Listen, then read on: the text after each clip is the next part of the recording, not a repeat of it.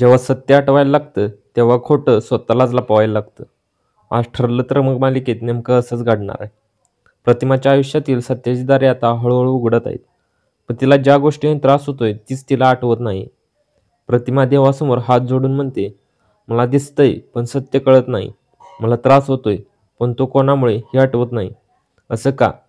इकडे साक्षीही घाबरलेली आहे. ती महिपतला सांगते, सचिन अस्मिताला पाहून का लपला? तो काय लपवतोय मला काहीच समजत नाही.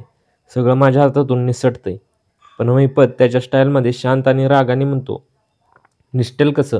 हा महिपत अजून जिवंत आहे. मात्र साक्षी लगेच त्याच्या अहंकाराला धक्का देते. सगळं तुमच्या कंट्रोलमध्ये असतं तर मला लपून जगण्याची वेळ आली नसती. तर आता प्रतिमाला काय आठवणार? महिपतचा पुढचा प्लॅन काय असणार? आणि सचिनचं सत्य काय? येणाऱ्या पुढच्या ट्विस्टमध्येच आपण जाणून घेणार आहोत.